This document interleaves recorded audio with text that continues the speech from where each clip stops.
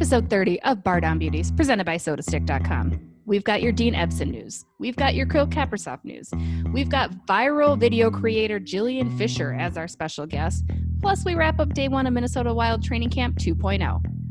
As always, Bardown Beauties is presented by SodaStick.com, where you can snag all the coolest gear for the Minnesota sports fan in your life. Hats, tees, and hoodies in original designs celebrating your favorite Minnesota sports moments. You'll find at SodaStick.com.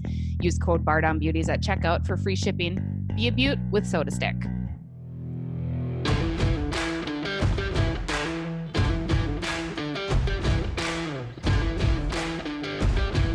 Hello, everybody. We're back, episode 30 of Bardown Beauties. Had to take a little detour because that's what the Beauts do, guys. We're here for you. We had recorded the segment as we do every episode, for the most part, on Friday. Our dear friend Alexis here was not able to join us because she was out busting her butt. Hashtag get Alexis out of waitressing. Get Alexis out of waitressing, please. As we reference, so she was out doing that thing. We talked about Dean. We talked about Kaprizov. We did not talk about Dean being hired as the official head coach. And we did not talk about Kaprizov being signed because, guys, that happened today, day one of training camp, when normally we release our episode. So we're going to talk about those things. We also have guest Jillian Fisher, who we did record with last Friday. I don't believe we touched on anything that needed to get changed. She was epic, awesome, legendary. So be sure to stay tuned to segment 2 for that. But let's kick things off, guys. Hockey's back in full force. We found out, got a little hint on Sunday night that this news might be coming. We had chatted with Bill Guerin on Sunday afternoon, and he had said, yes, we're getting close to all those things. None of us read between the lines that Bill was telling us that this happened. So, Dean Evason, your 5th coach in organization history. He gets a 2-year contract extension, officially takes off that interim tag. Alexis, your thoughts? Well, first of all, I just want to say hockey is back and the Beauts are still recording episodes that go stale in 12 hours because news keeps coming out. So yeah. I don't know how many times this has happened to us. And sometimes we can just roll with the punches. And other times it's like, nope, stop everything. We're recording a new segment or new episode. And full discretion, I think I even said in our original, no, there's no way Dean would be the coach. Like I literally said that and I was like, we can't release this. Like I'm going to sound like a fool. It happens to us every time. But you know what? I don't want that to sound like a complaint because I'm excited that things are happening because we have had so many weeks and months here with nothing. So it's fun to see some breaking news, at least, hockey related breaking news, not like, oh, when are they going to play? Are they going to play? What's happening now? It's, hey, somebody's being signed. And for the Wild, 2 people are being signed. So it's exciting to see some news finally happen. I think the Dean Evason one, in my opinion, a little bit surprising, not necessarily saying that it's good or bad. I just think there was people on both sides of the fence of if he was going to get hired or not. So we'll see what the next 2 years look like with him, kind of running things. And then Kirill Kaprizov, obviously that's, I think, the big bomb of the day as everyone has been waiting for at least some closure, not even necessarily knowing he was going to get signed, just figuring out what is going to happen with this. And we finally got an answer. So I think a lot of people are rejoicing at that news today. Absolutely. I mean, a huge day. I'm going to stick with the Evason conversation for a little bit. It's funny. So we chatted with Dean and Bill following the announcement and following the first practice here of day one of return to play training camp, or training camp 2.0 as we're calling it. And Dean said it's not necessarily a relief because he was always kind of coming in, but even more so what stuck to me is that Bill Guerin said he actually thought about this a month ago. He had wanted to make Dean the coach a month ago, and the pause is really what solidified it for him. So here's what Bill had to say about hiring Dean and what he really brings to the table. I guess it was as much as Dean did a great job with the team before the pause, it was how he interacted with the guys during the pause. And he didn't act like an interim coach or a part-time guy. He was a coach and he understood that, and he took that leadership role and was constantly communicating with the players, finding out what they were doing, where they were at, if they were healthy. Just, Dean's got a really good mix of intensity and fire, and then compassion for the guys and an understanding for the guys. So that's what I really liked, and it was evident that he could do that during this pause. He handled it, perfectly. it's funny, Bill's been saying that he's a communicator. And even we spoke with Kevin Fiala, who has played under Dean when he was in Milwaukee with the Admirals. And Fiala said the same thing. He really communicates with the players. And that's the difference maker, which is probably something maybe from my perspective, I never recognized and realized, which is not that I've been against having Dean be the next guy. I couldn't picture it. The fit still seems a little odd. It still seems different. Again, as we've discussed, the number of names out there, right, that have this NHL pedigree and that have this coaching track record. I mean, I still pine for Peter Laviolette, and it's just a 2-year contract. Not to say that Dean's going to screw that up, but it's a short contract, so still things could happen. But congratulations to him. He's a good guy, and he's obviously turned this program, or not the program, the organization a little bit around, righted the ship slightly as they head into playoffs. And it's a guy that the guys want to play for, which is important. Well, and I think something else to think about as this return to play happens and we see him in that setting is that everyone is in a new position in this return to play. This is a weird time for every coach. No one has done this before in this kind of setting. And so he's kind of thrown into the mix of it just like everyone else. So it almost evens the playing field a little bit more for new coaches at this time, because everyone else is kind of feeling that strain of like, what's going to happen when we come back to play? What's that going to look like? How are teams going to respond? And like all of that. So I think that helps him and other new coaches at this time a little bit more to even that playing field. But like you said, Jesse, for me, this whole time, I just kept thinking, I'm like, okay, well, all these coaches are out there that have this great experience. We know our good coaches. We've seen them in action. We've seen this and that. And so I just kept thinking, and again, not necessarily that I thought Dean was going to be a bad coach. I just thought, I feel like Guerin is going to pick one of these guys who's done it before, and we know that they have the ability to do it. And so it was a little bit surprising to see that they signed him, but obviously as people who cover the Wild here and root for them, we want him to do the best he can and to hopefully bring this team some success. And as you said, he righted the ship at the end of the season before COVID hit and the season was suspended. So I hope that he can continue to carry that through the return to playing and seasons to come. But we'll see what he has to hold. It's exciting news to hear they solidified that position today. I mean, it's one thing off of Bill Guerin's plate, right? Yeah. I think he's been kind of tossed a crazy year one of GM. I mean, I think we're coming up on, it's almost exactly a year for him. And he's handled this so well. And again, the other big thing, what's that other thing that happened? Kaprizov. That's the other thing that happened today, right? Yeah. Huge. 5 years in the making. Talk about burying the lead, right, Jesse? Yeah, right. Exactly. Bill gets it done, gets the job done. And I won't back down. I still think it's a little crazy to burn that year, right? I understand wholeheartedly why you want him signed and why you want him under your contract, especially as he reaches age 25, where then he could opt out of not being a part of the Wild. However, it just seems like, what do you do? But the more we learn from Bill is that he's able to integrate himself into the team a little bit quicker. Transition, like I keep kind of stressing to anybody that's listened to me or on any other podcasts about that North American transition is so hard for players. I mean, not everybody's an Alex Ovechkin, right? It's a challenge for a lot of guys, and not to mention he's young and it's a whole new lifestyle change. He doesn't speak any English. We discovered that today. He'll be speaking through his agent. I think we'll be able to chat with him later this week. So we'll be sure to share that on our social media channels if we're able to, or just obviously pay attention to our tweets. But yeah, so he speaks no English right now. I think that'll be important for him to get over here, learn the language, learn the game. And as Evason said today, learn how good these players really are. I mean, of course, Kaprizov has this huge pedestal that he's been put on, and it's not hard to say that he probably is the most elite player that the Wild have seen since Ameri and Gaborik. And putting him together with Kevin Fiala makes your mouth drool a little bit, right, guys? But it'll be interesting. I mean, it's exciting. It's done. Alexis, can you believe that he's here? Does it feel like he's here? It feels a little surreal. I'm not going to lie. I mean, it's been built up for so long that it's like it finally happened. And for a second, I was like, okay, so it's done. That's it. We've been waiting for months, years for this. And then it's just one tweet he signed. That's it. We're done with it. But it's exciting. It's a nice relief off of our shoulders as people who cover the team, as people who watch this team, just to finally see that happen. And I think it's a testament. Again, we've touched on this so many times, but it's a testament to how bad he actually wants to be with the Wild and in the NHL, that he's willing to say, hey, I will burn this first year. Sign me. I want to be a part of this team. I want to get to know my teammates, the organization, the community, and get to be a part of this NHL lifestyle, because as you said, it will take some time. So maybe in the long run, and I kind of tweeted something to this effect the other day when I saw some tweets about this, but in the long run, it's probably going to be beneficial that maybe he just has this year just just to integrate himself and not worry about the pressure of performing at that superstar level in gameplay.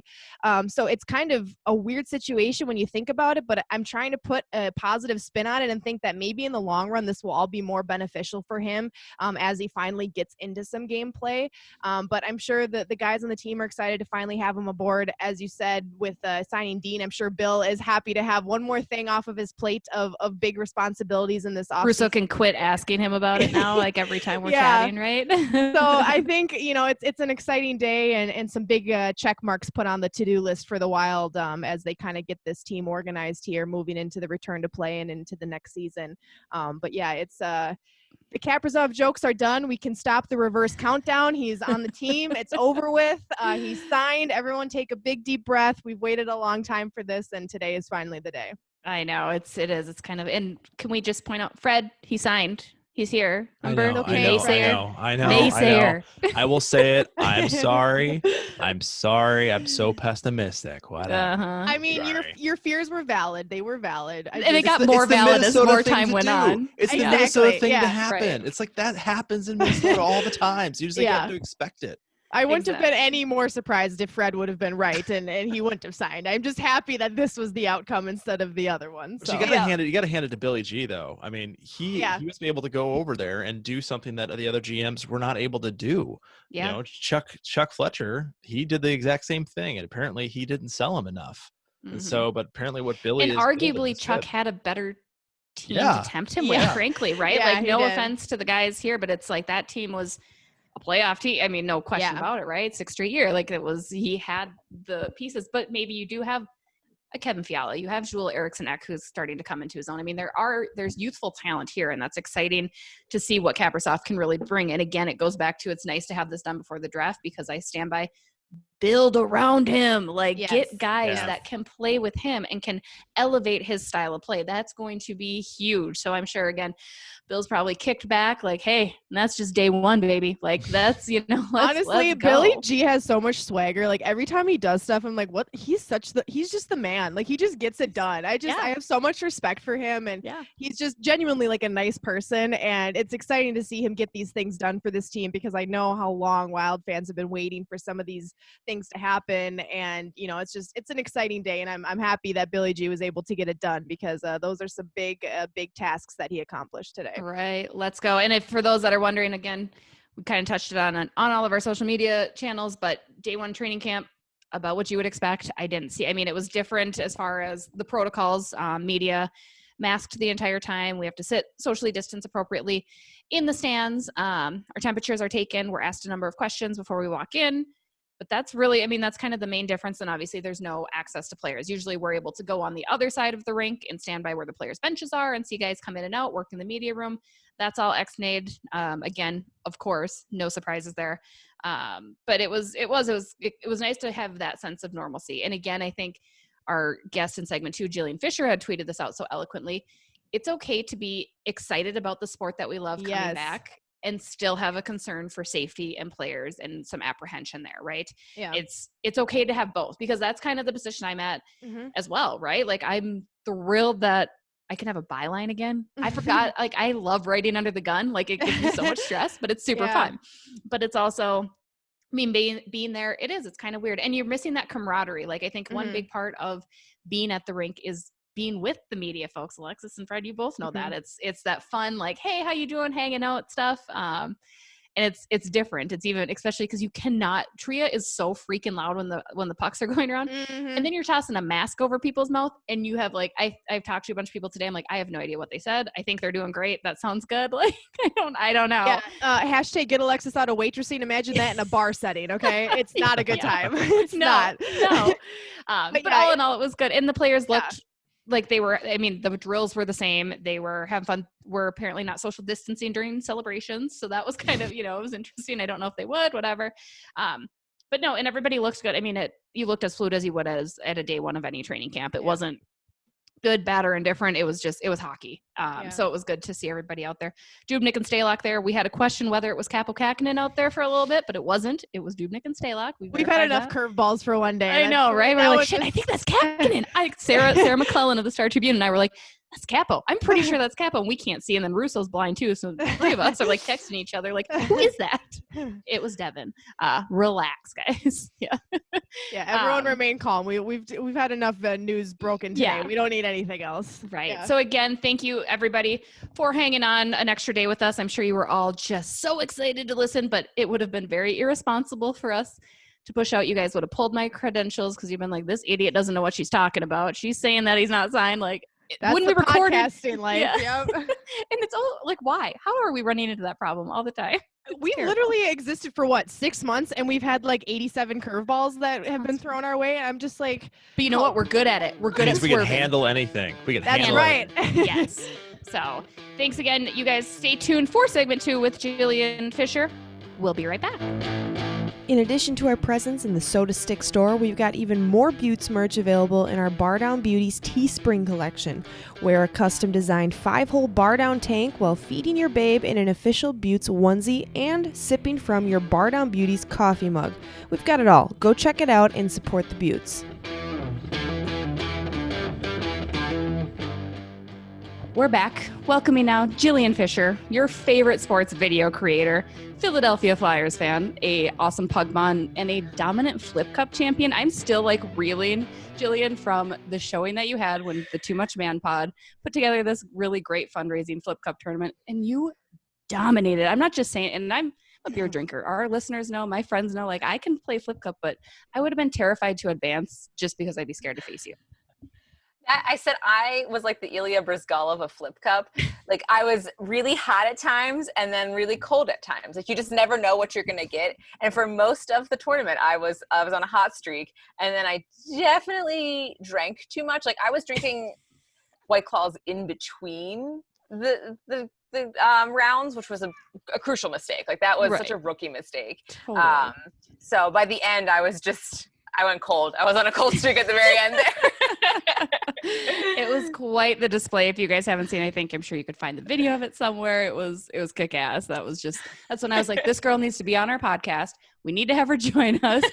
Do flip cup now. Yeah, we should. It's 9 a.m. in the morning as we're recording this, right? Or 10 a.m. your place. But it feels like 9 a.m. So yeah. I know. No, obviously we just want to talk to you. You make these amazing videos. You have such an amazing platform. People are following you. You're hilarious. First of all, my mom says she says I'm so funny. She's so funny. She's not sarcastic at all when she says it. You're so another one of these, Jillian. Is that what you get a lot of? Oh gosh, she loves me, but she keeps me grounded. We'll say that much. That'll happen. I mean, I first have to ask, how many hockey jerseys or T-shirts do you own? Like, I have 26 jerseys, which I think is a lot. I know hockey jersey fans will be like, no, that's not, but that's more than the pair of shoes I own. Yeah. So that's like my thing, right? So how many jerseys and tees do you have? So I don't have a ton of jerseys. I should count them. That's a really bad thing that I don't know this.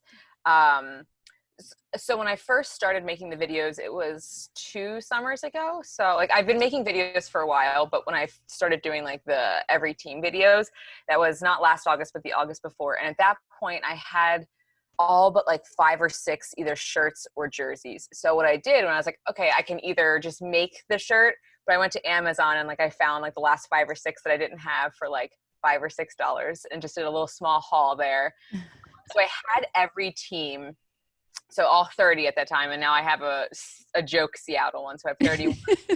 And then once the video started coming out, people were like wanting to send me things. So it's a huge bin that takes up like almost the entire laundry room of all the shirts and one. I actually went through it at the beginning of quarantine. I was like, some things just were too small or too big.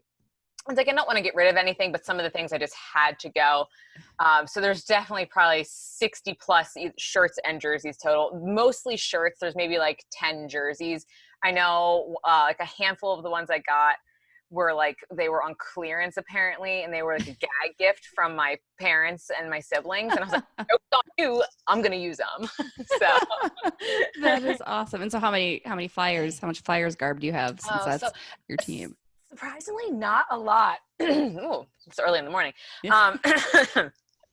I have the main one I have that everyone loves is a gritty tie-dye hoodie that I got when I was actually in Philly because I live up in Boston now. So like really to throw things off, I had the NJ Devil at my wedding. I live in Boston. I'm a Flyers fan. So it's the East Coast. You're all over the map, girl. Yeah. So I got that, and so I have two jerseys. One of them is a Winter Classic one from like 2010. And I have one of my favorites is a Ghost Bear shirt, and it's just like for Gostas Bear, and it's the two Ghost Bear emojis. So like I think like 5 or 6 is still a lot, but like for being a fan of the Flyers, like I feel like I should have more. Now I'm like a little bit ashamed. No, I know. Flyers fans don't kill her. It's fine. Like she still loves your team, right? Like we know you Philly fans get wired up. A little intense. Yeah. Where did the idea for these videos come from then? I mean, you'd said you'd been making videos for a while, but then how did you decide to hone in and say, let's try it this way? So I had been making videos for fun. They were a little bit different. It was kind of examining fan culture. They were, because my background is in anthropology, which like I know like who goes into anthropology, but like I honestly, part of the reason I went into it is I loved the professor I had, and I went to her and I was like, can I study sports? And she was like, absolutely.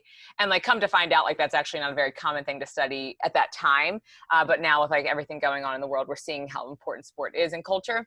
But my thing I was always interested in was fan culture, like just how fans kind of reflect different cities and the give and take relationship between sport and a city, whether good or bad. And so I was making these videos, and they were never really meant to be viral. That was just kind of like a passion project for me. And I did do some writing for some hockey websites and other, I was really into soccer as well. And then I started doing like videos where like drunk hockey is what I called it. And I would drink and just like ramble, and like editing those was always a nightmare. Like if you've ever edited a video, you can only imagine the drunk rambling that I would do. And I had to make it make sense. And like, I would take like 2 hours do you know how dumb I am for filming 2 hours and editing 2 hours of drunk footage? Like that's the dumbest thing I've ever done. Can we find these videos still? Yeah, I'll send you some. Yeah, let's see this. Yeah, so I still like one of the ones I did at the beginning of last year, which I think I'm going to do again. I did bold predictions for this season, and like nobody could have predicted what happened. I was going to say, did you say like maybe a pandemic was going to come through? I mean, nobody could have predicted that. But I did say like I predicted one of the things was like the Dallas Stars were going to win the Stanley Cup. Like, so I would love to do that again for the playoffs. So I was doing those videos, and there was a guy that I follow. I don't actually follow him. I just saw his videos and I ended up following him, who did like it was his big thing. I think at the start was college football. And then he did NBA, where he just like every fan videos. And as somebody who loves fan culture and felt like I could really hone in on, especially hockey, because I know hockey so well. And I was like, I have all these shirts because I did a lot of traveling. When I was traveling to do all these different interviews and whatnot, I was always trying to hustle my way to make money, I guess you could say. So I did a lot of like interviewing and whatnot, so that way I could get footage for people and sell it. Or like I would go and be like, hey, I'm going to New York City to do a Yankees game. I find a brand who was like, hey, can you interview like 10 Yankees fans for me? And they'd pay me. But when I would always go and do these places is I would always buy the team shirt. So I had like all of these shirts. I was like, this fits perfectly. I never expected it to take off, just because I had been doing it for a couple of years. And, if I got 1,000 views, I was like, whoa, yeah, like 1,000 views. We're still like that. Like if we get 100, we're like, yes, we broke 100. Amazing. And like that you're doing it because you love it. Like, obviously it's great when you can spread your message because you care about it, but like that was never the intention of it. So when it went viral, I posted it on YouTube. And one of my friends was like, you should post this on Twitter. Like, I think people would like it. And it got, 100,000 views, 200,000 views. And I was like, what the heck is happening? And the next one I did after, like the every fan one I did was the team banner one that like, I'll never top that video, I think, in terms of views. Like, I think on Twitter had like 600,000 views, which just blew my mind. I mean, that's where I first saw it because it was hilarious. I'm like, what is this? This is brilliant. Like, it's so brilliant. And that was the one that caught my attention and turned me on to like, who is Jillian? I like her. She's funny. Yeah, it's just weird. And like with that, I've learned so much over the past 2 years, just, and when you're thrust into like people having expectations of you and like, I was always the type of person, especially growing up, where it was like, everybody must like me. I have to be liked. And I didn't know that about myself until like, I was like, oh my God, people hate me. And I didn't care, but I was like, this is shattering my worldview of like what I thought was expected of me. Like I was always thought that, you know, be the good girl, be the one like that people like. And it took me time to learn how to break out of that and to be okay in that role. And it wasn't easy. It definitely sucks, right? When you're learning all of these things as you're growing up, and you're like, wow, that's actually really terrible, really toxic. I need to not be like that. Yeah, right. So like, it's a good thing, but it's definitely, there's things that you don't expect that'll happen. And I'm really happy for all of that growth. It just wasn't necessarily easy. I just wasn't expecting it either. Like you never know, I guess, until it happens. Well, and like you said, you were doing it for fun because you were enjoying it. And then, once you do get that kind of instant fame, especially online, which can be such a toxic, terrible dumpster fire of a place, right? Like it can be really great, but it can be really awful too. Yes, most definitely. You know, I just think it's where do you, and I know you had said you sometimes struggle to try to keep up with that content, right? And I know you had done that a little bit, especially during quarantine. And what was it, the Eastern Conference or one of the conferences I think you had even talked about on Twitter, like, sorry guys, I'm trying to think it was the Pacific Division. Yeah. And well, the problem was that was like the first video I did. I was like, this is great. I'll do it for all the divisions. And then what sucks is that you're like, this is the exact same video 4 times. Like, sure. Like that's like every video, right? Kind of like it's the similar concept, but there's always something different going on. And then like, it's a different time of the season or it's different interactions. But I'm like, no, this is the same thing. The division's sitting down, stuck in a room together because of the same exact situation, and they all hate each other. And I'm like, so by the 3rd time I was like, this is the dumbest, I hate myself. Why did I sign up for this? Like, and I did it to myself, obviously. But like, I'm like a completionist. Like I have to finish things. It's terrible. And so like I said, I was going to do all 4, and I had already started writing the Atlantic, and I was really enjoying the Atlantic. And I was like, crap, I have to do the Pacific. And like, the thing is that I feel bad because the Pacific already has a complex that like people don't love them and like people don't like them. And I'm like, of course, like I'm feeding into it. But I was just trying to be odd because it took me like a month to make it. And then I made one, I filmed it, and I started editing, and I was like, wow, this is as bad as I thought it was. And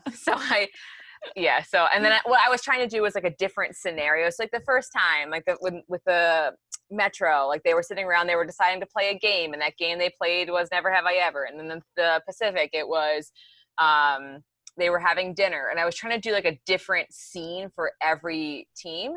And like one of the things I tried to do Heads Up for the Pacific. I tried all these different things. I was like, screw it. You know, the first 2 I thought of were perfectly fine. We're doing the same thing. I mean, why break, reinvent the wheel?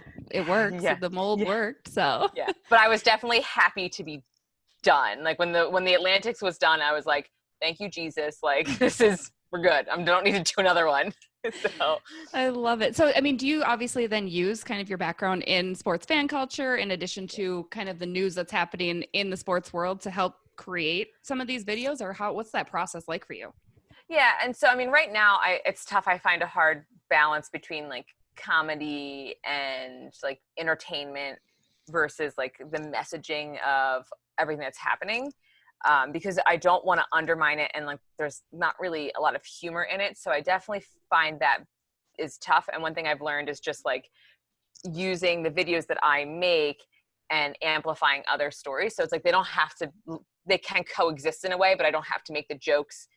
I can't make a joke about it. I'm sorry. I can't, maybe eventually one day I'll find a way to do it in a way that like makes sense. Like I think about some of the shows that I like, but in terms of like the actual news cycle for sports, like what's happening in the sports world, it's so much, especially right now. Like we just found out the hotels, we did all of that kind of stuff. And I'm like, I'm a little bit overwhelmed with how much stuff there could be to do. And again, it's a could, right? It's like, maybe this happens, maybe this doesn't happen. So I think like it's in my mind, I actually categorize the videos as like 2 different types of videos. Like I have like every fan video, which like the quarantine ones kind of fall in that kind of like where I write a script and like everything is pre-planned, and then I film it, and then the editing is just plugging and chugging. Like, okay, this line goes here, this line goes here, this goes here. And like occasionally I have to move some stuff around.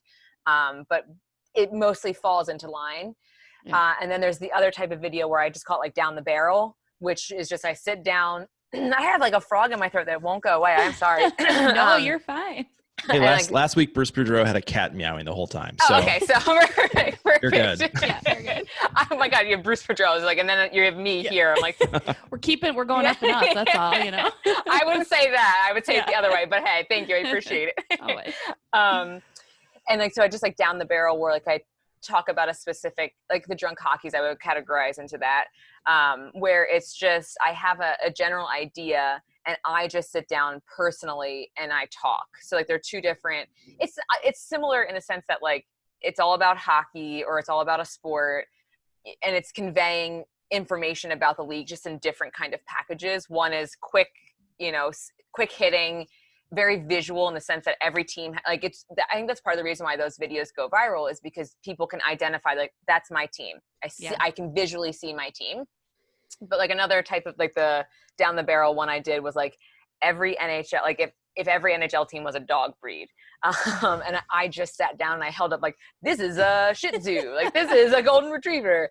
And those videos are fun too. It's just all of that work honestly gets done in the editing process. So like I spend, whereas like the every team videos, I spend, a lot of time writing it, then the editing is super easy. It's the other way around with those types of videos. So it's different kind of creative processes and it's fun to kind of do both. And I think the next video I'm going to do is the down the barrel because I haven't done one in a while. And I want to do the drunk hockey where I'd make bold predictions. So heck yeah. So I am curious because you're kind of just a fan of fans is kind of how I kind of took you as when you first started coming on the scene, but you're not just hockey. I mean, you've done baseball, you've done NASCAR. What actually makes in your mind, since you've kind of studied as a kind of anthropologist, what makes hockey fans so special? So the one thing is like especially in America, you actively choose to be a hockey fan in almost every single market. Maybe not as much in Minnesota, but like high school and college hockey in there is a whole different world. But like even in Philadelphia, which I think has a great hockey market, you still are actively choosing to be a hockey fan. Like being an Eagles fan, it's like, okay, like not that everybody's an Eagles fan in Philadelphia, but being a football fan is much more like, you have your parties, you have people over. It's part of the culture. It's 100% there. You don't have to opt into it, which, and I should clarify that real quick. You have to opt into being a sports fan culture regardless, but more or less what I'm trying to say is you opt into being a hockey fan more than almost any other of the major sports in America. So with that comes a certain intensity because they're much more protective of it as well, which can be problematic at times, but like it also can be good because you're wanting to protect something that you value because you don't feel that other people value it the same way. You're like, man, this sport is so great. Why? And that's why I think a lot of people are hard on the NHL and marketing because you're like, this sport is amazing. Yeah. Why can't, and like, there's obvious like socioeconomic reasons why it can't translate as easily as other sports. But there definitely feels like there is something missing because as a fan, you're like, man, there's so many amazing parts of it, but why are we actively having to opt into it? Why isn't it more mainstream? So it's that's funny my main. The way you're saying that though reminds me of marriage. Yeah. I'm serious. Like, because it's almost like the difference between like. Sorry, Kelly. No, like everyone always says like good marriages require hard work. It doesn't just happen. You actually have to work at it, as opposed to like being a child that just is like thrust into the love of a parent. It feels like you actually have to work on it and make it a part of you, and then it becomes more important. Yeah, it feels like not that other fans aren't intense because like there's definitely passionate fans and there's things about every group of fans that I really do appreciate, but there is this intensity with hockey fans that can be intimidating at times. Like I didn't before these videos started going viral, I don't think I realized just how intense it was. Like I knew locally with like there's definitely like supporters groups which you really associate with soccer, but they have them in hockey, which is amazing. That's kind of where I saw it first happening, this super intense fan that wanted to be an active fan, where they wanted to be cheering, standing, having that community, which you really don't see it in a lot of other American sports. I feel like it's almost because we're very protective of our sport. Like, it's so funny because it contradicts itself to me, because my mom is this shining example. She wants it to grow. She wants more people to love hockey, but you have to adhere to how we like hockey and the culture of hockey. And this is what we do. And it's so funny. It's like, well, you can't have it both ways. Like, you have to change the culture a little bit in order to make it more inclusive and more open, because I think it's almost like you're defensive and you're jaded. Like, well, how come ESPN doesn't want to show hockey anymore? Or how come they don't care about it? You know, I feel like it's it's never been the number one sport in America, right? It's never even been the number 2 or 3. I mean, you're lucky to get 4 at this point. You know, it's funny, Zach Parisi, we spoke with him earlier this week, and he had said something interesting with especially the way that NHL was able to get their CBA extended, where the MLB hasn't been able to.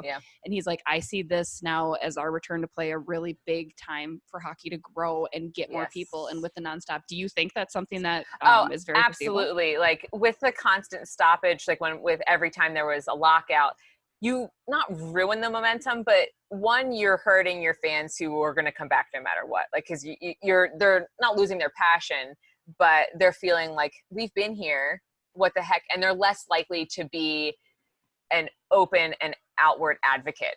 But any type of like casual fan that you might pick up, or like, especially like in newer markets or markets where it's not like almost every other market in the United States, it's harder to keep a casual fan, especially if your team isn't doing well. Like, if you just look across the board, there's very few markets where a team can consistently put a bad product on the ice and people show up, unless you're Edmonton for some reason. Edmonton is one of the few markets where they've consistently shown up, and I got to give them credit, but there's very few markets where that happens. And so any momentum that you have, or any of that data that, like, if you talk about like marketing in sense, that data becomes almost obsolete. It becomes useless. And that's especially nowadays, because like, if you think about how long it's been since the last lockout, there's so much information that's been gathered, all of these things about all these different types of fans. And it's not just about getting a fan in the stands. Like, obviously that's what you want, especially because the NHL is so like reliant on people going into the games for their profit, but you still want to engage fans who can't make it to a game. And every time you lock out, there's nothing to talk about. You can't engage those fans. And that's just, you really hinder the ability to grow a game when you don't have a game to talk about. Obviously. Yeah. I mean, that seems obvious, but I think people don't talk about it. I have to ask, so I am a huge Always Sunny in Philadelphia fan. And there is this one episode that keeps screaming in my head. I think Charlie's like, they're talking about the Phillies and the World Series. And I think they have the tunnel under to the Holiday Inn or whatever. And he's the like, Holiday Inn, not the Holiday Inn. The Holiday Inn. I know, I had to relearn that. I'm like, what? It's not the Holiday? But when he keeps saying, he's like, yeah, they have to have a tunnel because Philly fans were passionate fans. We hammer people, you know? And it's like, I mean, and you always hear about that, right? Philly in every sport. Is that culture pretty accurate? I know the Vikings and Eagles have their experiences too, but I mean, to a degree, like, I think the best way it can be summarized is like, can I curse? I always ask this, but like, I know I can, but I always ask it. Appreciate that. It's like, damn. No. Yeah, thank you. If we're not assholes, who are we? And that just goes back to like, it goes back to like how it's something that what really got me interested into sports actually is if Philly fans had an identity, and it was something that I didn't realize until I played soccer growing up. And when we would travel to these faraway tournaments, there was even people like, oh, you're from the Philly area, eh? Like, it was just always like, and it's something I learned very young, that Philly fans had a reputation. I didn't quite understand it at the time. So it is such a part of the Philly identity that it's like, yeah, you know what? We are assholes. So what are you going to do about it? I also think it definitely gets exaggerated, and it gets like, does it? I forget. You guys booed Santa Claus.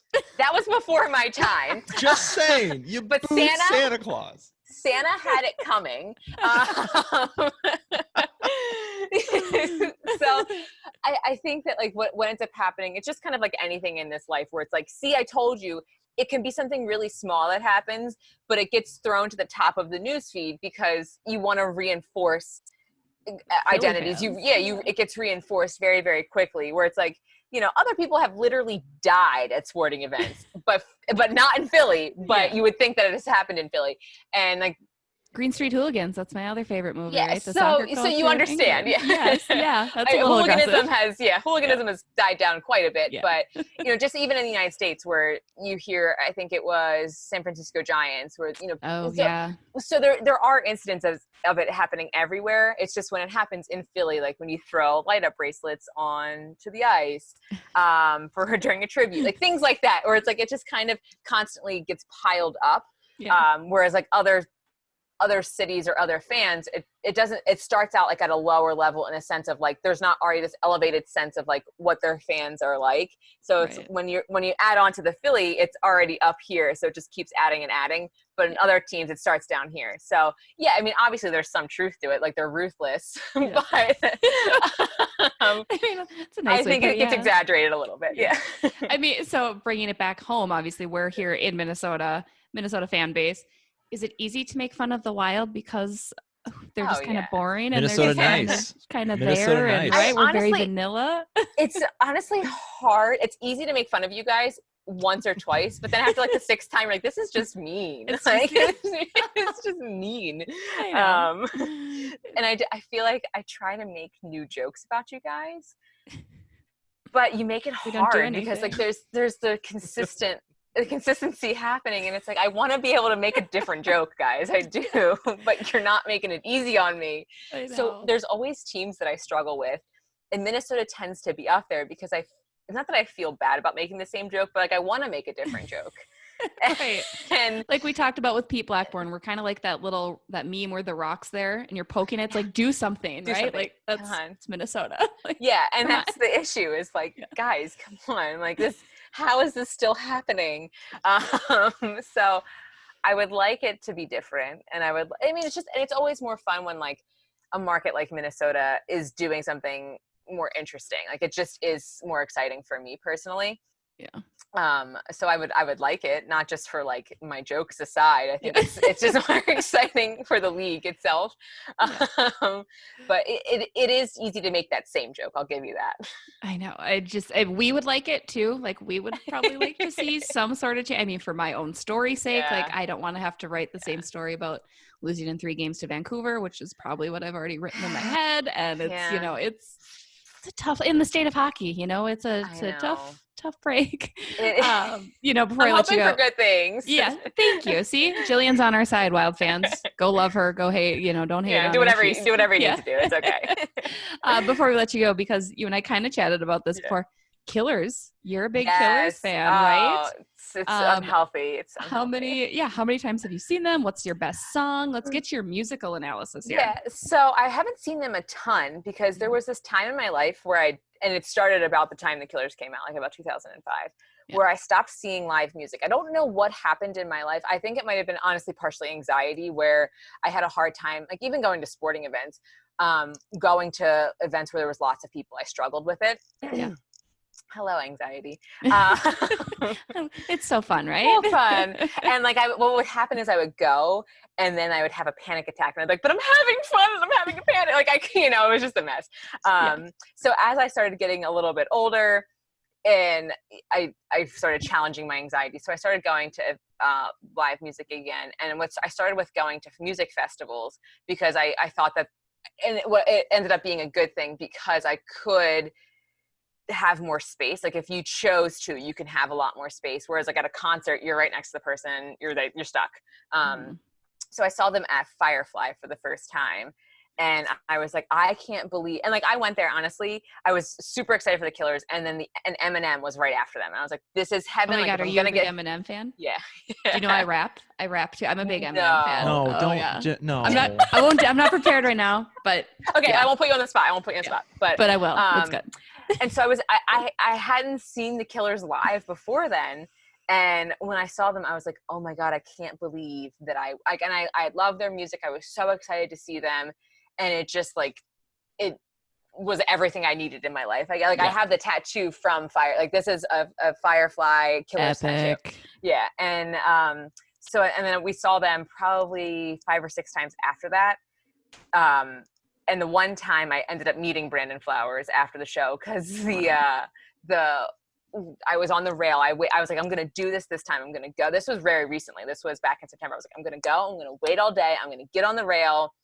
And the security guy, we just ended up chatting. Like, as you can imagine me chatting with somebody. Like, I just yeah. And I was talking. And so when we were leaving, he was like, hey, like, by the way, like, if you're interested, like, I'd kind of be happy to guide you their direction. And so it was Brandon and Ted, who like isn't actually a member, but he's a touring member. I really wanted to meet Ronnie. Like, that was the person I wanted to meet. So, and next time, right? Yeah, next time when we can go to concerts again. Yeah, hopefully. I know, gosh. Yeah. But I was saying to my husband when quarantine started, I was like, this is a great time for me to learn how to play the drums, because they do this thing during their live sets where you hold up a sign for their song For Reasons Unknown. And I was like, I want to be the person that goes on stage and plays. And he begged me not to, because he's like, I cannot listen to you typical learning. Husband, right? Yeah. But so my favorite song obviously is the one I got tattooed on me. It's All These Things. So that's always been my number one song for them. But my favorite album is Sam's Town. I love it. I know, I'm a big fan. I kind of, I'm not nearly as big as you, but I do every time they come on, I'm like, I like this. Like, oh my God, this is a killer. Did you hear the newest song they had? Yes. Not Caution, but there's a new one, like it's called My Own Soul's Warning. I heard that whole album's really awesome and pretty great. Yes, I'm very excited. And I blame coronavirus, because it was supposed to come out at the end of May, and we still don't know when it's coming out. Classic. Typical. Thanks, COVID. COVID's ruining everything. Just one more check off the box of why we hate you. So well, tell people where they can listen to you, where they can follow you, all that good stuff. Just flip my face. I'm outside. So you can find me across all platforms. It's at Fisher Jillian. So it's not just hockey, soccer, as you guys said, even NASCAR. I've really enjoyed working with them as well. So it's obviously hockey, but come for all of the sports. Fisher Jillian across Twitter, Facebook, YouTube, Instagram, TikTok as well, which I haven't been on in a while. Maybe I'll go back to that. I can't quite figure that one out. Like, I like it one day and then I'm like, whatever, right? Like, it's just kind of weird. Got really obsessed for like 2-3 weeks there, and I had to I put it in a folder in my phone. It's also where Twitter is. It's called Bad for Health. And it's YouTube, Twitter, and TikTok are in it. So like, I have to openly like think about it, when I have to actively think about it when I open it. And I haven't opened TikTok. If I showed you my like data, I haven't opened it in probably a month, because I'm like, I had to stop. Yeah. And I'm like, I haven't really missed it, because there's so many other apps out there. Right. But I do think there are some really funny things on there. Oh, there are. Well, and it's funny because for me, I'm like, it's kind of where quarantine's done a good thing, because it shows creativity of people. I'm like, damn, that is brilliant. Yes. Like, I always thought I was kind of funny and creative. I am not. And you're like, damn, there are so many funny people. Yes, not only am I not as pretty as I thought I was, I'm not as funny as I thought I was. Like, what am I bringing to this table nowadays, right? Like, God damn you, TikTok. I feel 100% the same. That's why I'm like, the youth are out here outshining me. I need to take a step back. I know. Good for you. Go enjoy my livelihood. Get my cane. Well, again, Jillian, thank you so much for joining us. Go give her a follow, guys. I'm sure most of you probably are, because she's hilarious and everywhere. So you guys we are appreciate awesome. You. Thank you. Yes, thank you. We're going to take a quick break. We'll be right back. Hey guys, this is producer Fred. If you loved what you heard today, we wanted to remind you to subscribe, rate, and share on whatever platform you listen to or watch. It helps support the Beauts. We work hard to bring you quality content each and every week, and we want to continue to grow with each new episode. For our 30th episode, we are going to do a special giveaway for those who make that effort. If you rate us and show us your proof that you did it, we will throw an official Beaut t-shirt your way. Show us some love, show us some support, show us your Beaut, and you will get a free gift from us. Appreciate you all. Thanks again to Jillian. She's freaking awesome. Like, I kind of feel like she's my spirit animal a little bit. Like, we're both hilarious, naturally. But no, I love kind of her take on things, and she just puts this fun spin on everything. And it's fun because I didn't even realize the culture of fans was truly what got it all started for her. Alexis, I know you weren't able to join, but you are very familiar with her. I mean, she kicks ass, let's say. Yeah, sounds like you guys had fun. Wish I could have been there. Hashtag get Alexis out of waitressing. Hashtag, yeah. We're going to make those shirts for you guys. And, that Teespring that we keep talking about, go there. We'll find a hashtag get Alexis out of waitressing. Just saying, she's one of the very few people that make me wish I was a blonde female. Exactly. Right? I know. But Jillian is awesome. I mean, her tweets are great. And she just, again, I wasn't there for the interview, but just seeing her personality on Twitter, she just seems like such a fun person. And I'm glad we were able to get her on the podcast for our listeners' sakes. And maybe we'll have her on again at some point where I can be a part of it as well. But we've been wanting her on the podcast for a while. And just, again, it's been such a crazy couple months here that it's just been hard to find guests and solidify guests. So happy we finally were able to get her on because we've wanted her. She's been on our guest list pretty much since the beginning, I think. Yeah, day one. Yeah. Day one, right. I know. So it was awesome to have her. So thanks again to Jillian for joining us. Thanks to you guys once more for hanging in there, giving us an extra day to get our shit figured out here. But it's exciting. It feels like hockey again a little bit. And again, it's that normalcy that we all crave, and we're doing it in a safe manner so far. I feel things are in the right direction. We'll see what happens. Again, there's only 2 weeks of training camp before the Wild head up to Edmonton on July 26th, which again, that's only 2 weeks. Like, we're having playoff hockey in like less than 3. It's insane to think about. It's insane, the timeline in general. But again, what is time anymore? Like, what is time? That's my literally philosophical now. At work the other night, my bartender was like, "Is time moving backwards? I feel like we've been here forever." I was like, "Yes, probably at this point." Like, summer's not even really over, but it feels like it's over because hockey's back, and I don't. Again, I ponder this to our guests. What is time? What does it mean? Yeah, comment. Please tweet at us what time is, please. Because of all the chaos and crazy, we're going to skip out on Alexis's diary this week. Sorry, guys. She's got something really good for you next week. I promise. No pressure, Alexis. Alexis. I'll make it a good one. Yeah, I'll make it a good one. Don't worry. So again, welcome to Kaprizov, to Minnesota. Congratulations to Dean for taking off that interim tag. Again, stay tuned to all of our social media channels. We will try to give you as much content and behind the scenes as you want from training camp while we're there. And let's go, baby. Let's go. Thanks for tuning in. We'll be back next week. Have a good one.